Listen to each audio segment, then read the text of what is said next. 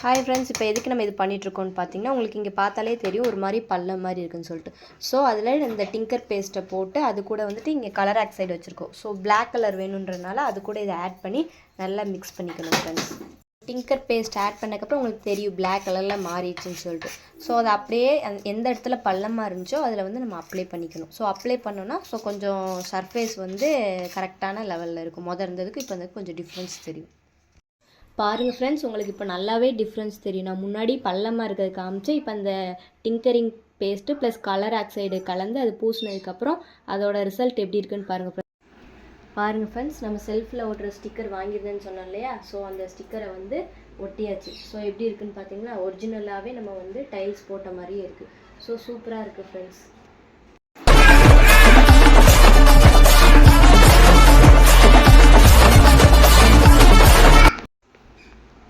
அப்படியே இந்த வீடியோக்கு ஒரு லைக் போட்டுருங்க, அப்படியே சப்ஸ்கிரைப் பண்ணிடுங்க, அப்படியே வந்துட்டு பக்கத்தில் இருக்க பெல் ஐக்கானை கிளிக் பண்ணிக்கோங்க ஃப்ரெண்ட்ஸ். தேங்க்யூ.